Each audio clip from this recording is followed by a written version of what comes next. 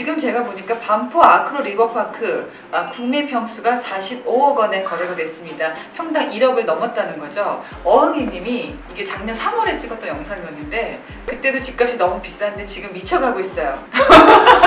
이 비싼 집을 쓰레기로 채울 것인가. 안녕하세요 빈둥님들, 조수빈입니다. 새해를 맞아서 우리가 계획하는 게 진짜 많은데요. 부자 되고 행복해지기 위해서는 무엇보다도 정리가 필요합니다. 오늘은 대한민국 최고의 정리 전문가인 정일숙 대표님 모셨습니다. 안녕하세요. 네, 안녕하세요. 네, 그래서 저희가 1년 전에 영상을 시작했는데 30만 뷰가 나왔어요. 네, 감사합니다. 네, 저는 이렇게 사람들이 정리에 관심이 많았나 싶더라고요. 수천 가구 하셨는데 작년 한 해 동안은 얼마나 하셨나요? 쉬는 날 없이 했죠. 평일에는 하루도 쉬는 날은 없습니다. 그럼 한 250 이상 했겠죠? 200가구? 네.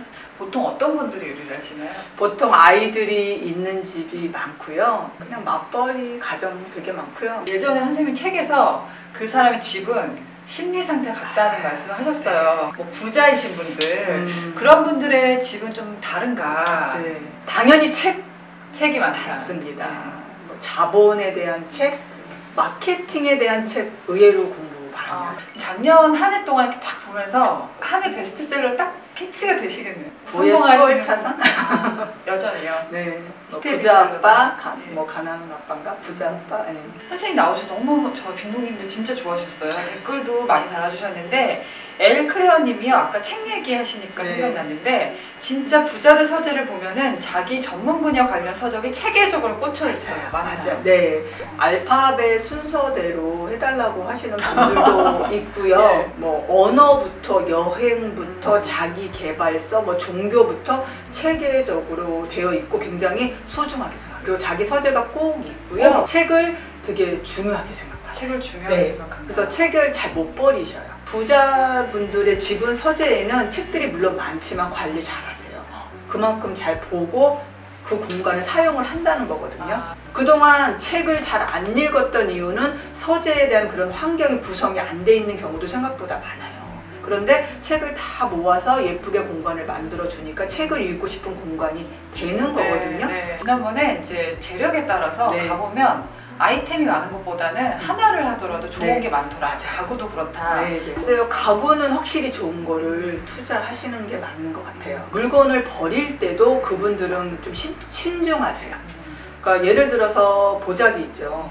이렇게 보시고 그 중에서 좀 쓸만한 거는 두세 장은 좀 두시고요. 요거는 좀 빼주세요. 그러니까 물건을 버릴 때도 굉장히 신중하게 선택을 하시고 작은 거 소중하시고 그럼요. 게 생각하는 분들이 네. 많더라. 그러면 정리정돈을 지금까지 3,000 가구 네. 하셨다고 하잖아요. 이렇게 보시면서 인간을 대하는 태도에 대해서도 많이 배우실 것 같아요. 네, 어떤 거 많이 그럼요. 배우셨어요? 그럼요. 부자이면서 성격도 좋으시고 정말 인간적이시고 고마워하세요. 그러니까 그러신 분을 보면서 많이 배워요. 저도 본인이 이렇게 큰 돈을 쓰면서 저희에게 너무 고생이 많으세요. 간식도 사주시고 점심도 대접해주시고 또 집에 갈 때쯤 그 카스테라 빵을 저희 직원들 한 열 몇 명 되는 사람들을 다 일일이 그러니까 너무 고마워하시고 또 집에 가면 이제 카톡을 또 이렇게 보내주세요. 저한테 아까 네, 몇 후기를 네. 보여주셨었어요. 네. 한 분인데 굉장히 길게 그쵸. 쓰셨어요. 네. 저도 현장에 나갔을 때 때로는 고될 때가 되게 많아요. 짜증날 때도 많고. 네, 이제 먼지가 너무 많다 보니까 뭐 눈도 아프고 손목도 아프고 이런데 이분은 이 오늘이 굉장히 중요한 일이고 이 사람한테 의미 있는 일이고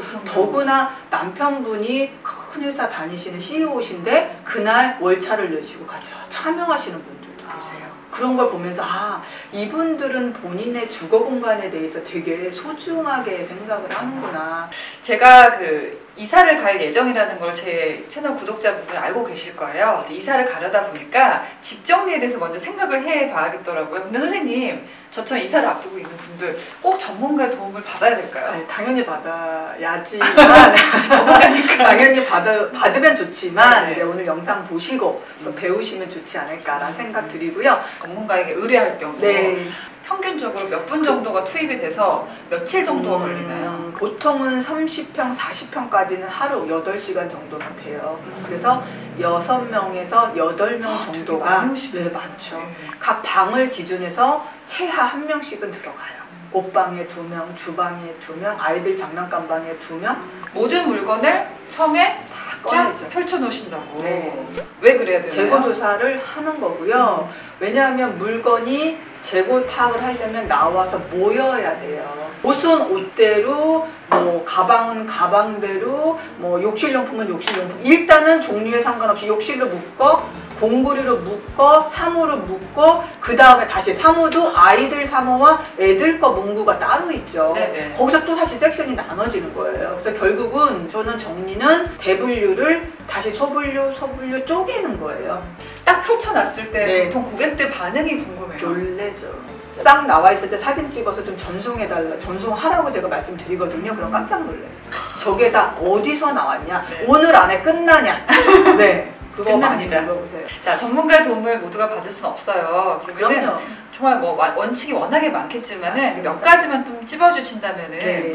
물건을 이제 정리할 때 사람들은 버려야지만 공간이 생긴다라고 생각을 하는데요. 같은 종류의 물건이 모이기만 해도 공간은 생기고요. 물건을 이렇게 가로로 둘 때보다 세로로 세울 때 공간을 훨씬 더 작게 차지해요. 네. 옷을 접어둘 때 보통 분들은 압축을 하거나 이렇게 쌓아두어요.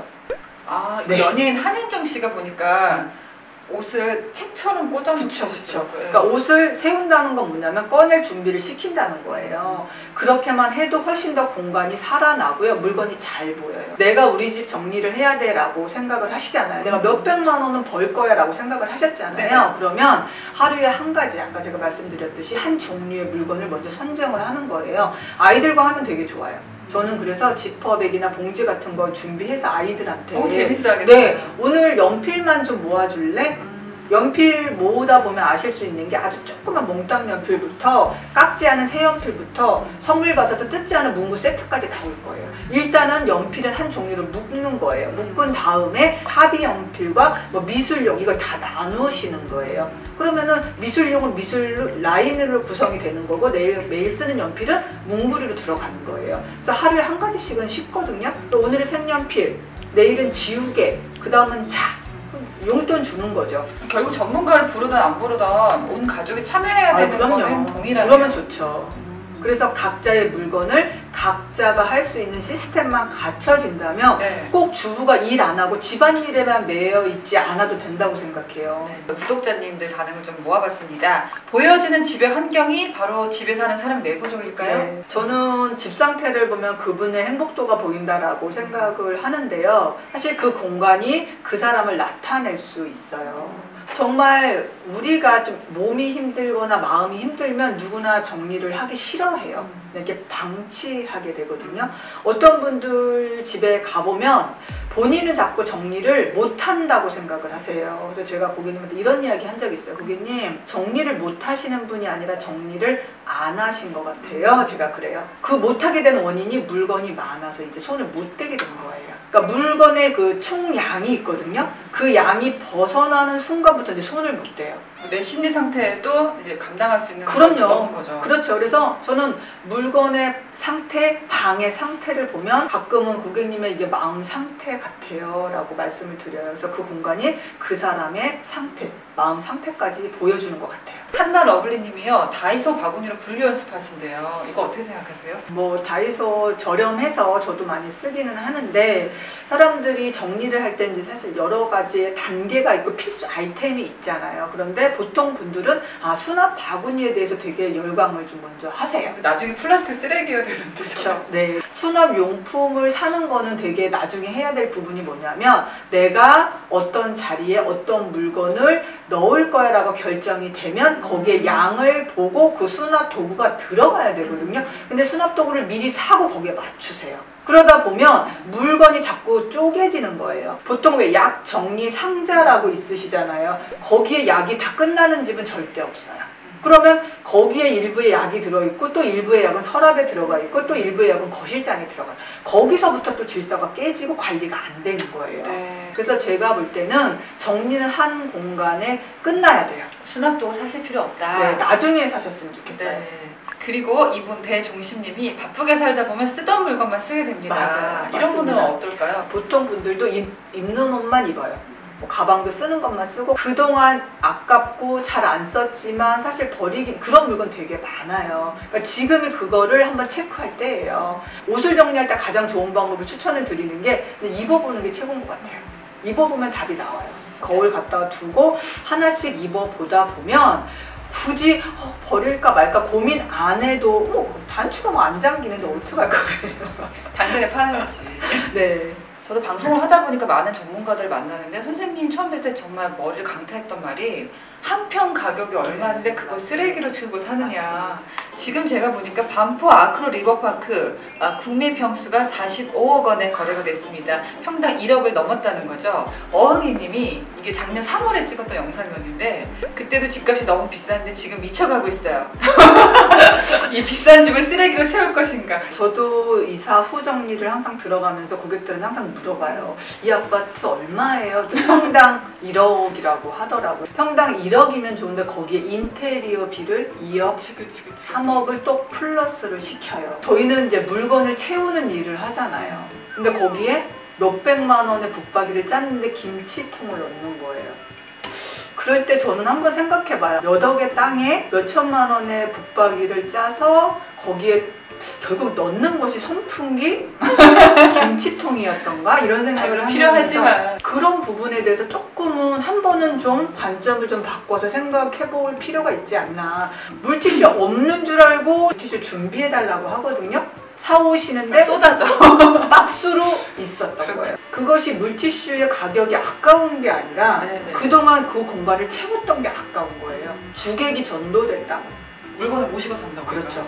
공간은 진짜 중요한 것이 차지해야 되는데 덜 중요한 것이 차지하고 진짜 중요한 거 매일 입는 옷은 다 침대, 뭐 소파, 의자 네, 그렇게 걸려져 있어요. 그런 부분에 대해서 정리를 했을 때 정리를 시작하고 싶을 때 생각을 한번 다시 바꿔보셨으면 좋겠어요. 지금 뭘 버리지 공간의 주인은 누구인가? 네, 뭘 버리지에 집중하시지 마시고요. 일단은 물건에 대해서 한번 좀 살펴보시고 보셔야 돼요. 우리 집에 그동안 내가 좋아서 샀고 필요해서 샀는데 안 쓰는 물건이 생각보다 많아요. 소형 가전들이 베란다가 있는 경우 되게 많고요. 책들도 신발장 안에 들어가 있는 경우 되게 많고요. 옷장도 옷이 아닌 물건들이 굉장히 많아요. 옷장에서 휴지, 앨범, 무슨 자기 집 찾아가야 되는 거죠. 그래서 저희가 딱 현장에 나가서 먼저 하는 것은 옷장에서 수납하지 않는 거 빼주세요. 옷장에 들어갈 거 밖에 있는 거 가지고 오세요. 거실에 있는 옷이 안방 옷장으로 쫙 들어가요. 근데 사람들은 정리해야지 하면 뭐 수납 도구 사야지. 옷박이장 짜야지. 네. 버려야지. 네, 이사 가야지. 집이 너무 좁은 거야. 이런 쪽으로 집중하다 보니까 계속 평수만 늘리는 거예요. 사실 한 평이라는 게 큰 평수가 아니에요. 그렇죠. 그러니까 저도 그랬거든요. 25평에 사는데 34평으로만 가면 굉장히 넓어질 것 같은 거예요. 근데 따지고 보면 그렇게 넓지 않아요. 1평, 2평, 5평을 늘리는 것보다 더 중요한 것은 내가 불필요한 공간을 쓰고 있지 않나. 50평이 둘이 살아도 좁고 30평이 혼자 살아도 좁고 계속 그런 결과만 나오거든요. 심지어 지금 평수 넓히기가 너무 어려워서 어제 신문 보니까 서울 시민이 수입의 절반 이상을 집에다가 투자하고 있대요. 너무 집값도 오르고 뭐 대출이 있을 수도 있고 한데 그 비싼 집을 어떻게 해야지 우리가 부자가 될 것이고 행복할 것인지 새해를 맞아 1편을 만들어 봤습니다. 자, 2편에서는요 좀 더 디테일하게 상담을 받아보겠습니다. 정리하다 보면 공사 잘못된 데 많아요, 이사 잘못한 데 많아요 얘기하시더라고요. 잘 몰라요. 그냥 뭐 남편 아는데 했고 그냥 알아서 해달라고 했대요. 이사를 갈 때는 인테리어 방향 저 바꿔야 된다고 생각하거든요. 계획을 잘 세우셔야 돼요. 선생님 그냥 인테리어 업체를 하시는 게 어떨까요? 그럴까 봐요.